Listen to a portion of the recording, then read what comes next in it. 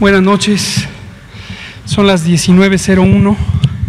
del lunes 11 de mayo.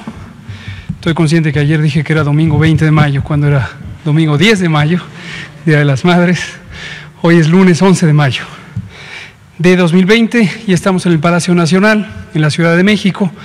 y vamos a empezar la conferencia de prensa diaria sobre la situación de la pandemia de COVID, enfermedad causada por el nuevo coronavirus SARS-CoV-2. Hoy nos vamos a centrar, como la mayoría de los lunes, en el informe técnico, tanto los componentes diarios como algunos componentes semanales, incluyendo uno que estaba pendiente, que es la afectación por COVID en personal de salud. Hoy lo vamos a comentar. Y le pido al doctor Alomía si empieza con el informe técnico. Con su permiso, señor secretario.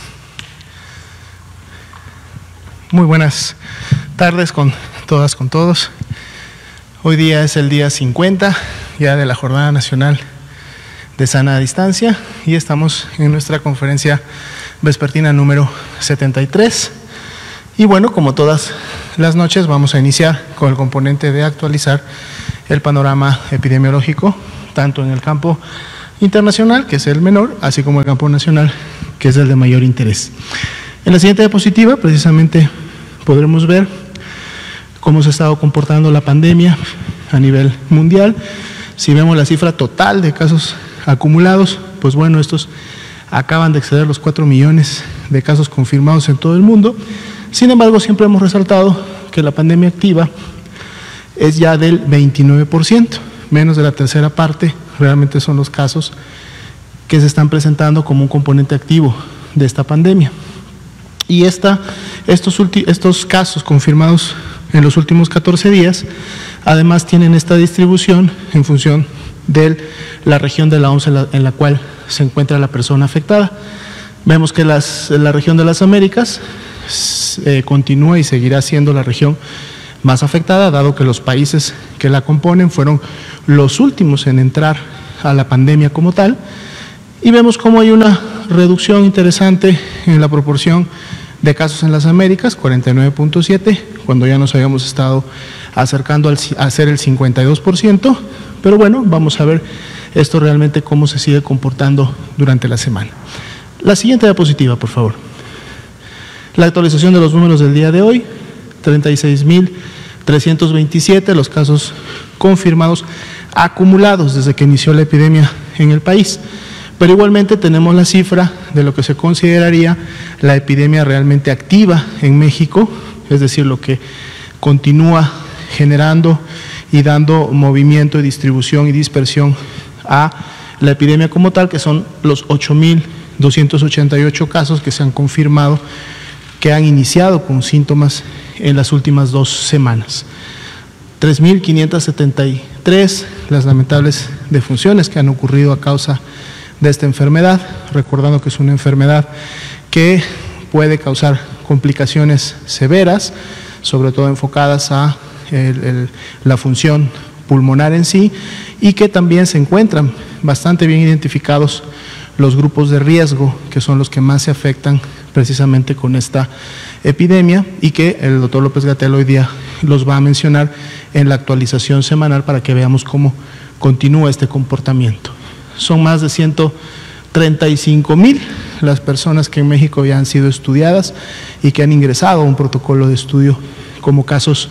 sospechosos. En la siguiente diapositiva veremos los 36.327 casos que se han acumulado, cómo están distribuidos a nivel nacional. Ya son solo prácticamente 4 los estados que todavía no han cruzado la barrera de los 250 casos, pero de seguro en los siguientes días lo harán, y empezamos a ver ya cómo se empieza a pintar un poco más las entidades federativas con este color más oscuro que representa el estar prácticamente ya por encima de los 1,000 casos. Si lo vemos en la siguiente diapositiva, precisamente aquí podemos ver en las barras de casos acumulados todas aquellas entidades a partir de Quintana Roo hacia la izquierda que ya tienen más de 1,000 casos en su conteo de carga acumulada. En la siguiente diapositiva vamos a ver la epidemia activa en México. Aquí sí los colores no son tan fuertes, tan rojos, tan marrones. Sin embargo, veíamos que durante la semana hemos estado teniendo cada vez también más entidades federativas en colores naranjas, que nos hablan de que estamos entre ese rango de 100 y 250 casos, que paulatinamente y dependiendo cómo se comporte la transmisión en cada una de ellas, podría también ir generándonos mayor carga en las entidades. En la siguiente diapositiva es la distribución, también de manera descendente, para que ustedes puedan ver cuáles son las entidades con mayor cantidad de casos confirmados rápidamente, así como las que también tienen la menor cantidad de estos casos. En la siguiente diapositiva veremos ahora sí por tasa de incidencia acumulada por 100,000 habitantes, cómo están distribuidas en las entidades federativas, e igual recordando que los colores más oscuros de este mapa representan aquellas entidades que precisamente concentran la mayor tasa de la epidemia activa en México, y por lo tanto es donde en este momento podemos decir se está llevando a cabo la mayor transmisión de la enfermedad. En la siguiente diapositiva vemos estas tasas también distribuidas en columnas por orden ascendente para que se pueda rápidamente identificar cuáles son las entidades federativas que concentran esta mayor tasa. En la siguiente diapositiva veremos ahora el enfoque hacia las defunciones con fuente en el CISBER y no con aquellas defunciones que se tomó una muestra para poder confirmar o descartar la presencia del virus. 3.573 son las defunciones que tuvieron un resultado positivo hasta el momento a SARS-CoV-2, están distribuidas por la fecha en la que ocurrió la defunción y como siempre podemos también ver cuáles son aquellas defunciones donde todavía no hemos obtenido un resultado de esa muestra, pero que a medida que pasan los días se van sumando constantemente a las barras de color más oscuro cuando se confirman como tal. En la siguiente diapositiva vemos esta misma distribución, pero ahora por entidad federativa para ver dónde va la mayor carga de estas defunciones confirmadas por laboratorio para cada una de las entidades federativas y dónde podemos esperar que estas a su vez se incrementen, que es donde están todavía los colores naranja claro. En la siguiente diapositiva veremos la curva epidémica de casos por fecha de inicio de síntomas, es decir, cuando iniciaron con la tos, con la fiebre, con la cefalea, con la presencia de mucosidades, malestar general, que son los signos, síntomas principales de la enfermedad, y continuamos viendo esa tendencia ascendente todavía que se manifiesta sobre todo en aquellos casos sospechosos que todavía están esperando un resultado de su muestra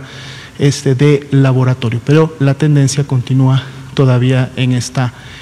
franca ascendencia, ¿no? En la siguiente diapositiva veremos precisamente la carga acumulada de casos confirmados.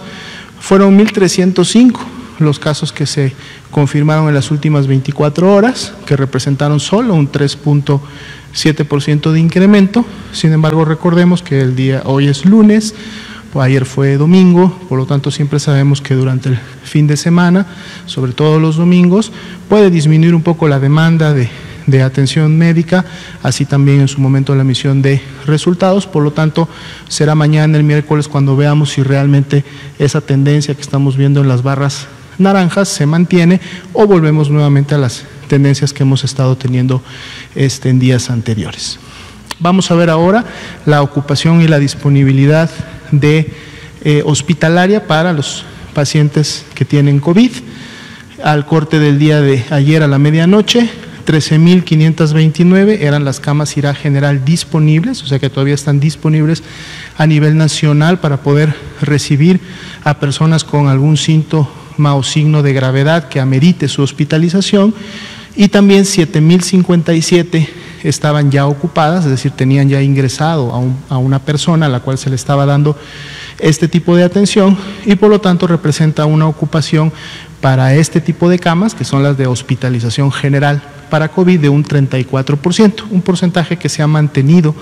digamos, sí, en los últimos días, después de un incremento que habíamos visto de las últimas 2 semanas y un poco más, en donde habíamos iniciado con una disponibilidad de una ocupación, de un 20% y que más o menos en una semana se incrementó a un 32%, pero casi en la última semana se ha mantenido la de hospitalización general en ese porcentaje. La tasa de notificación, 94%, también se ha mantenido una notificación, digamos que estable, 94, 96, 95, por lo tanto tenemos buenos datos y bastante información. En la siguiente diapositiva veremos ese 34%, cómo está distribuido a nivel nacional. Hemos visto también variaciones en los últimos días en la ocupación en la Ciudad de México, el Estado de México, que son los que en su momento tienen la mayor ocupación en el momento, y recordando siempre que esta ocupación puede disminuir si hay egresos hospitalarios, es decir, personas que se recuperan y pueden darse de alta porque tienen mejoría clínica,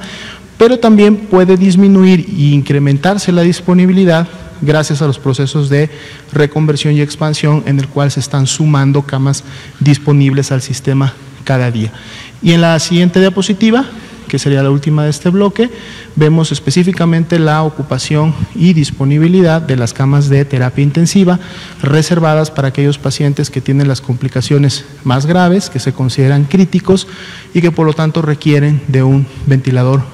mecánico para asistir su respiración. 64% en el caso de la Ciudad de México, el Estado de México, Quintana Roo, son también los que tienen ocupaciones por encima del 40%, y digamos que en los últimos días ha habido una variación que se está dando entre esos números. Sin embargo, en todas estas entidades federativas todavía hay la disponibilidad de este tipo de camas, lo que permite brindar una atención especializada a las personas con estas características y que así lo requieren. Sería hasta este punto el corte del panorama de hoy. Gracias, doctora Lomía.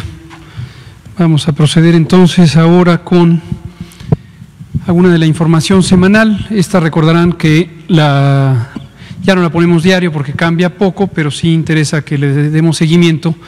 sobre los patrones de ocurrencia de la enfermedad de acuerdo a características demográficas. Esta es la que solemos poner de casos acumulados por edad y sexo. No ha cambiado sustancialmente el patrón, la mediana de edad, es decir, el porcentaje de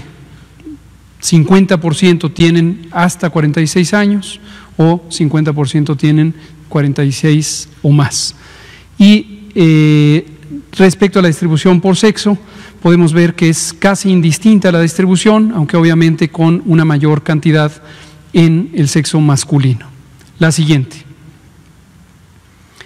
Las comorbilidades, las enfermedades que acompañan a las personas que lamentablemente han perdido la vida y que presuntamente son los determinantes o los factores de riesgo, los elementos que aumentan la probabilidad de que las personas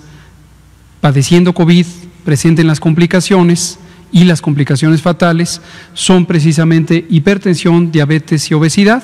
las tres más importantes, con 42, 39 y 29% respectivamente. El tabaquismo, que en sí mismo es una enfermedad, ocasiona múltiples daños a la salud, prácticamente en cualquier órgano del sistema de la economía, del funcionamiento del cuerpo, y ocupa 9.2% entre las personas que han perdido la vida. De ahí tenemos la insuficiencia renal crónica, la enfermedad pulmonar obstructiva crónica, EPOC,